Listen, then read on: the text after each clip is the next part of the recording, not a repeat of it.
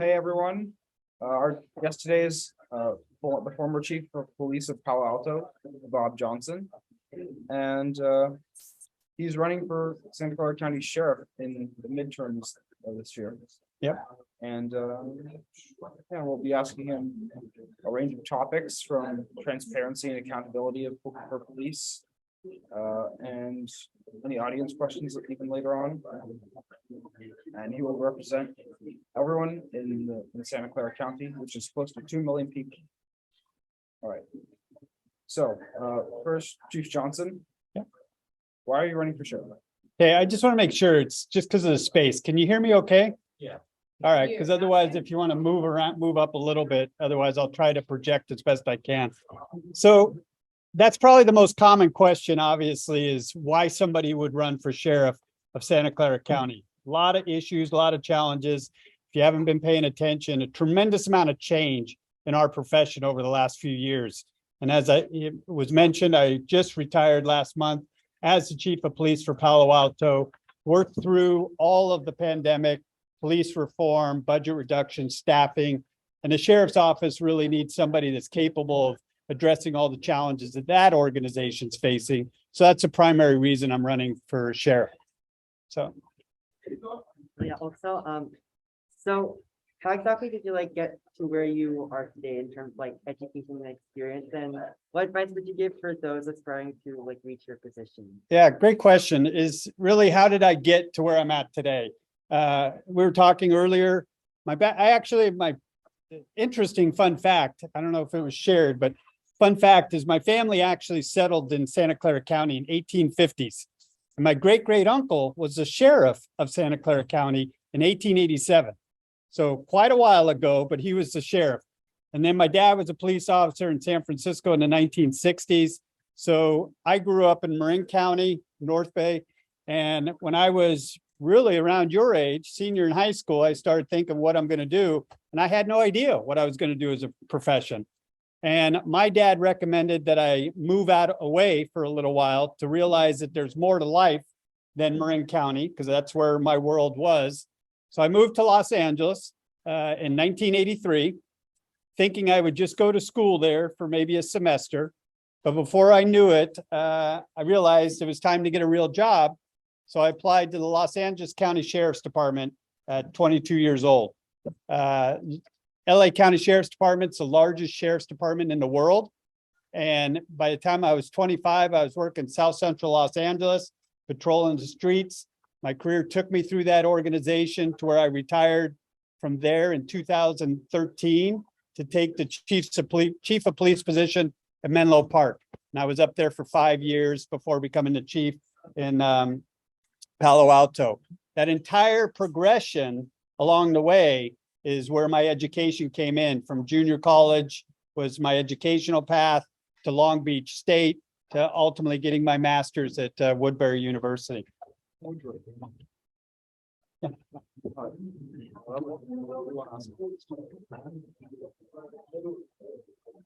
so also, what do you enjoy most about your job? The what? What do you enjoy most about your job? What's interesting? Yeah. Is that, so I think that the question was, what makes law enforcement interesting? And I got to tell you, especially at your stage, depending on what you decide to do, there's probably no other profession that has the opportunities that law enforcement has. There are tremendous opportunities. And I think that's why I chose Los Angeles, because it had multiple opportunities. I was able to change really what I was doing about every 3 to 5 years. Tremendous opportunity of moving through the organization, whether it was working patrol, training bureau, administrative, learning about budgets, communication. There's just a huge variety of things to do. It never gets boring. I've been doing it now for 36 years, and I still love the profession because of that variety. A lot of voters don't really seem to care about smaller positions of government, Right. besides governor and senator. So what do you have to say to your voters, and why should non-voters and young people be concerned about who our sheriff is? Well, good question. And why should people be concerned about the sheriff's position? It's actually, in my opinion, one of the most critical roles in a county, And the reason I say that is because your sheriff oversees a very complex organization that reaches out in almost all aspects of the county, no matter where you live. And a lot of people think, well, it's just about running the jails. That's one aspect of it. They also do patrol services. But what's really important for people to understand is no matter where you live, ultimately the sheriff's department is involved in that. Now you may say, well, I have San Jose Police Department. Well, yes, San Jose Police Department, they do municipality work just like we did in Palo Alto. But anytime somebody is taken into custody, they get turned over to the sheriff's department. So that link is critically important because even the processing, the use of technology, trying to make things more efficient, all come into play because anytime one of your patrol officers is trying to transport and book somebody in the county jail, it could take hours. Think about that. That's hours that officer is away from your city. So we have to work very, very closely to make that as efficient as possible so police officers can stay in their own community, so they can serve their community and keep their community safe. So there's a lot of crossover in the role. You guys are doing a great job, by the way. Thanks. So our current sheriff, Lori Smith, Right. has been criticized for her lack of transparency. What do you plan to do to increase efficiency and transparency within the sheriff's? Yeah, and I think that's probably why. So I won the primary. Over 100,000 people voted for me. And I didn't have any yard signs. I didn't send out any mailers. I didn't take out one ad. But the work I've done in Palo Alto about expanding transparency and accountability, I think resonated with a lot of people. We have done a tremendous amount of work over the last 3 years, really around the topic of police reform, serving the community, how we can be more open, how we can be more accountable. And I think that's really what the sheriff's department needs right now is somebody going in there to do all those things, make it more accessible, make it more accountable, and definitely make it more transparent. You did win the primary, but you didn't beat your opponent all the way, Kevin Jonsen. Why are you better than him? Well, that's a good question. A lot of people say, why are you better than your opponent? There's two of us in the election now, two that made it through the primary, myself, Bob Jonsen, and the other candidate, Kevin Jonsen. So that alone is causing a lot of confusion, Jonsen, Jonsen. That question's asked every single forum. Why you? Why are you better than the other one?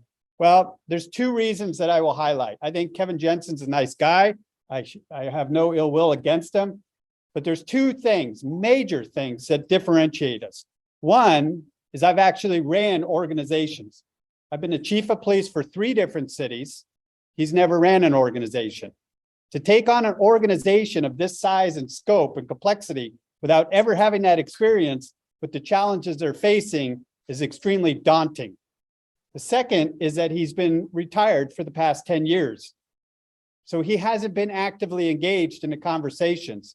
There's been a huge transformation in services and how law enforcement should be serving the community. And I've been actually leading organizations to where they need to be over the past 12 years, which I think is a very, very important point not to be missed. How have you led that recent change in the past 10 years, as you said? Being engaged. I think the question was, how have I led that change? Well, I've always been considered, well, I think because of my background, most see me as a different paradigm, that I have a broader perspective because of the areas I've worked. And wherever I've gone, I've been very innovative in moving that organization forward. I love using technology. I love using community engagement. My work has led to 4 state and national awards for community policing and crime reduction. And I think by doing it, by being engaged, finding out what the community wants and how they want us to serve us is starting point number 1. So also, how did you win the primary despite being outspent by a large margin? Yeah, that's my favorite question. How did I win even though I was outspent tremendously? And I'll be outspent again. They're doing everything they can to keep their doors closed. Kevin Jensen's campaign, it's not a secret. You look at the records, it's all funded by the unions, the police unions. They do not want accountability. They do not want transparency. They do not want an open door policy. So they spent a tremendous amount of money in the primary to try to have him win that primary. And yet they didn't. Again, because the sheriff, this is another key piece, the sheriff's position, an elected position, should not be at the will of the unions. It should be there for the will of the people. And I think that message is also what carried me to victory, is that it's time for the people to take control over the sheriff's organization. Everywhere I've gone, I've connected people immediately with my organizations. What I mean by that, I formed community advisory groups at every command I've had, Lancaster, Menlo Park, Palo Alto, and anyone has been welcome to that group. It's a group of residents specific to that area and business owners, and we meet on a monthly basis. I see a question from the back. Where you talk about how the can't have endorsement with the union. Can you speak to the endorsement you're projecting? Yeah, so again, it's becoming the insider versus outsider, right? You look at the two websites and even the forums, they're framing it that way. The Mercury News framing that way. He ran in 2014. He had all those endorsements from 2014 that carried over. He had them actually even before I got into the race. I entered the race relatively late, just as of January this year. My endorsements, if you look, and you can, actually, you guys, if you want one of these, it's easy to, it's a wristband, look at it later, but it has the website. The endorsements on my side have all been community-based. I have over 50 elected officials from Anna Eshue, Mark Berman, Evan Lowe, Supervisor Samidian, Ellenberg, elected officials in all your cities, all the way down, community members, Mercury News, Baymac. I could go on and on. But what you're seeing in that, why that's important, it shows collaboration with the cities that are actually going to be engaged in the reform. Again, not by the unions, but by the communities. And I think that's another important distinction. You tout your, I guess, a relation and engagement with the community very highly. So what do you plan to do to ensure community safety better than what our current sheriff has done? Right. So the question I think is more about how are we going to make our communities safe, right? One of the things I did in LA, received national recognition for it, was I oversaw a crime fighting initiative of 1,370 square miles. That's the size of this county. And in 3 years, we reduced gang-related shootings, gang-related homicides, and property-related crimes. And the only reason we were able to do that is through tremendous collaboration. And that's what's not happening here in this county. Every agency is their own little silo. We need to bring them all under one umbrella as far as the objectives and the strategies on the major issues, whether it's crime, property crime, violent crime, homelessness, mental health. We need to really start tying all the pieces together. And the sheriff is very, very important in putting that mechanism in place. San Francisco District Attorney Chesa Boudin was recently recalled. Right. And although unsuccessful, many attempts have been tried in Los Angeles. What do you believe the relation between the district attorney and crime is? Right. So it is the question, relationship between district attorney, who takes the reports, the investigations from law enforcement agencies and files for the criminal charges. Very, very important relationship. It should be one of balance. Right now, there's criticism throughout the state regarding certain district attorneys not holding people accountable. You know, the pandemic didn't help because we have a huge backlog as well. So a lot of cases are just not getting to trial in the first place. But I think it is an important piece. I think in Santa Clara County, you have a balanced district attorney.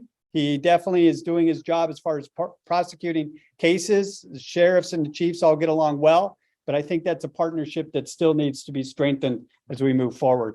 And especially because what many of you may or may not know, the governor just signed, within the last hour, the care court. So the care court is going to be another layer of service that allow law enforcement agencies to work with local officials in dealing with mental health issues in our community. Many conservatives in the past 2 years have been blaming President Biden for rising crime levels. So what would you say is the president and Congress's role in reducing crime? Yeah, I mean, obviously, on a national level, they set the baseline, right? But I almost, and again, speaking from 36 years of being in this profession, there have been a lot of presidents, right? There have been quite a few since I've been in the profession, but it's really at the local level. The local level really needs to pay attention on how they want the laws to be enforced and then stick to that.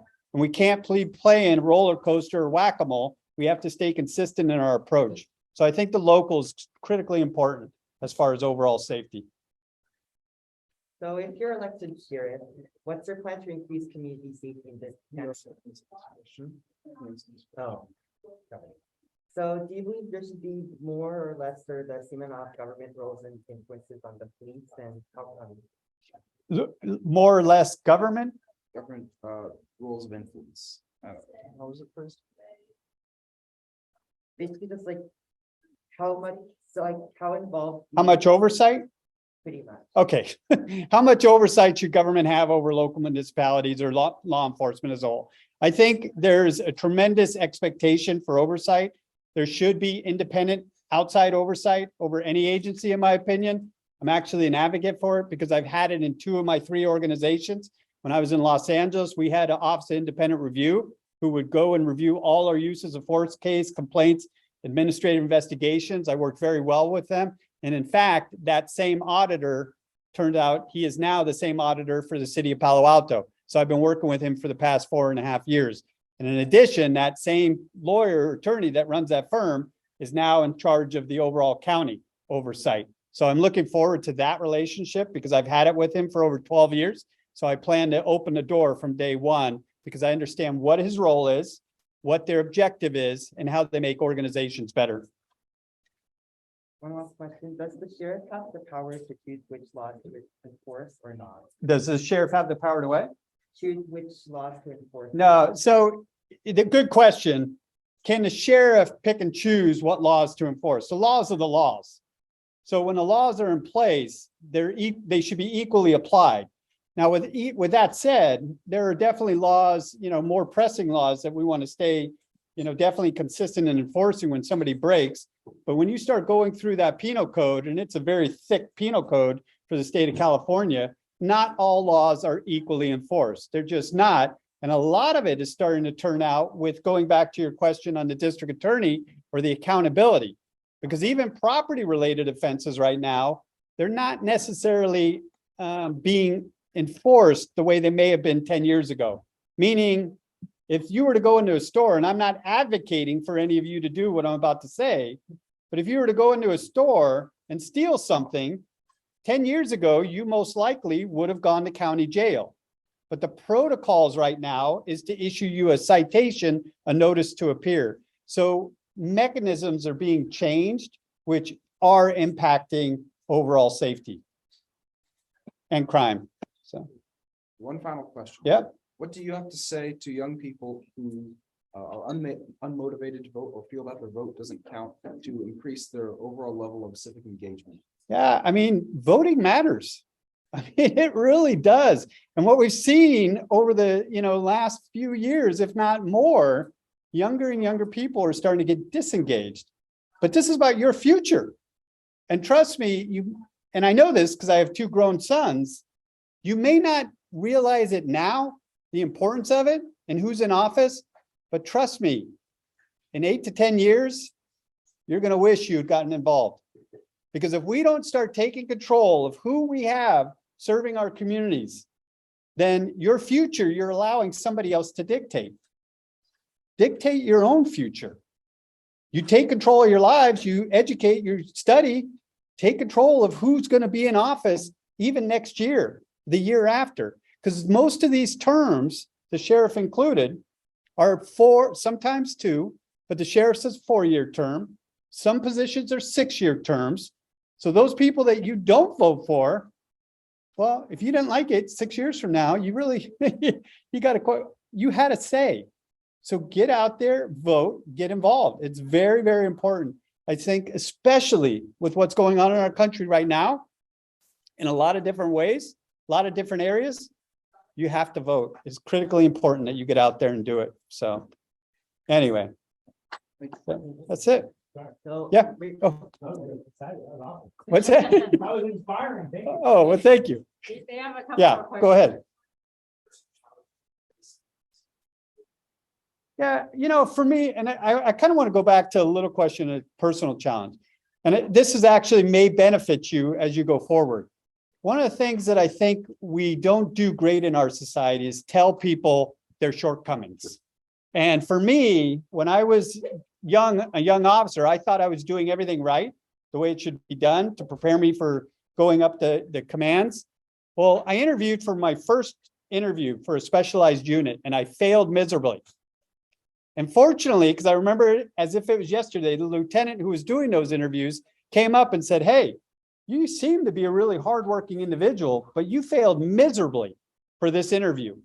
You were ill prepared. You didn't know anything about the team that you were applying for. And so good luck if you stay with just, you feel you deserve it. Don't ever feel you deserve it. Earn it." And from that day on, that one person, that one interaction who said, "Take control of your own life," I never stopped studying. I never stopped preparing. And I was able to promote through probably obsessive detail as I went through my career. So preparation matters, experience matters. Yeah.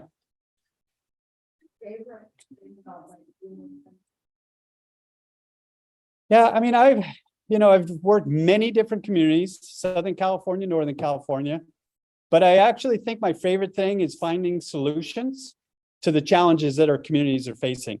And I just gravitate towards chaos because usually when you go into the role, there's a lot to be addressed, but I actually really, really enjoy doing that because it makes you feel at the end of the day that it mattered. Some officers will spend their whole career just in a car, and that's great. We need that. But when you can actually change a community, it's very rewarding. So I've enjoyed that throughout my career.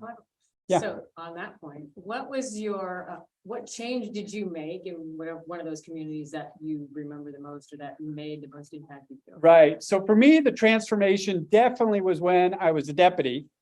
And at the time, it was I remember it very clearly, it was 1994. I had just gone to the training bureau and we were analyzing officer-involved shootings. But at the same time, this is about 1996, 97 now, we started having a rash of school shootings in our country. And because of the age of my kids, I really wanted to make sure our schools were safe. So I asked to be part of a school analysis, active shooters, and I became the subject matter expert in LA on school-related incidents. And I ultimately wrote the recommendation report for Los Angeles on safety protocols, safety, law enforcement response, safety plans that schools should have in place. And that work with the Office of Education for me was my moment that I realized this is what change is about. Rather than just being in a car, I'm actively engaged in making our schools safer, ultimately making communities safer. And that work kind of continued onward and that connection to the community. So, yeah. Anything? Yeah. So one of the bigger differences between you and Kevin Jonsen is your stance on the issue of mental health crises. Right. What is your plan and how is that going to be better than Kevin's? Yeah. So, well, Kevin doesn't have a plan. So we'll start with that. And nothing against it, but he just doesn't. The role of mental health has changed tremendously over the last decade. Palo Alto, we're really proud that we were the first agency in the county to deploy a psychiatric emergency response team. Okay, we'll finish. You good? All right. So PERT team, psychiatric emergency response team, is where we've partnered an officer with a mental health clinician. And they respond directly to people having a mental health crisis, connect them with the services they need when they need it. But what I'm probably most excited about, and anybody in here that's thinking about being a mental health clinician, psychologist, or psychiatrist, is because a couple of reasons. The care court, I think, is going to give us an opportunity. But I'm looking to expand intern programs in the correctional facilities for people studying in those professions. I want to make it a 5-to-1 ratio to where there's 5 interns for every trained clinician. And the reason I want that is to give greater access to people who are in the justice community so they can have have treatment, care, consulting when they need it. So that I'm really looking forward to, and I've already committed to doing that. So right now, just to give you an idea, there's only 3 interns in the system, and I want 5 to 1. So if you want a job, I got it for you. Yeah. Yeah, well, great question, because that was one of my recommendations in LA, that we should have school resource officers. But I'm also very much an advocate that that's a partnership, that officers who are part of a school are actually selected by the school. You're engaged in that, who's on your campus. But where I see that role evolving to is back to the question, more in line with mental health. I mean, if we're being really honest, probably the greatest threat to young people right now is mental health. We really need to give access to care, and having officers that are trained in that. We got lucky in Palo Alto. The officer that we put in that team has his degree was in psychology from Berkeley. He had worked in a mental health clinic as an intern. So he had that desire, that passion, which made him a perfect fit. So that's where I see actually, hopefully being very optimistic. The role of the SRO would not just to be enforce the law, but also to be working very closely with the counselors on the campus to address mental health issues. Yeah. My biggest weakness? Well, I don't have his hair. So that's one of them. And I used to have hair just like his, believe it or not. Long, curly. Now, I'd say my biggest weakness is I don't like to give up. Now, why I say that, I have just a tenacious attitude and approach to things. So when we get an idea, a strategy, a solution for something, I want to keep pushing. And why that can be problematic is not everybody has that same passion, that drive. And sometimes it gets to a point where the workload for the people who are trying to get the program there can become overwhelming. And I've really worked on balancing that. And one of the things I've done to balance that is I became a trained facilitator in mindfulness through UCLA and compassion training through Stanford University. Those 2 variables have helped me in my leadership role quite a bit. Yeah. So like an increasing problem, and maybe not this recent year, but also just for a long-term in our country in general, is police brutality, especially for like racial minorities. Right. Do you have any views for that issue? And if you have like a plan to address it, what is it? Yeah, well, the plan to address it is set the expectations from day one. One of the things I do is meet with every employee, every officer, and every command I've ever had, and I set my expectations. And this is where the accountability piece comes in. My number 1 expectation is you treat everybody with respect, period. Even when force has to be applied, and that's just part of the profession, but you can still treat people with respect. I am known for holding people accountable because I'm upfront. I'm not your mother. I'm not your father. I'm not your babysitter. You have a very, very complex job in law enforcement with tremendous amount of authority. I expect the people that work for me to abide by that authority. And if not, they'll be held accountable.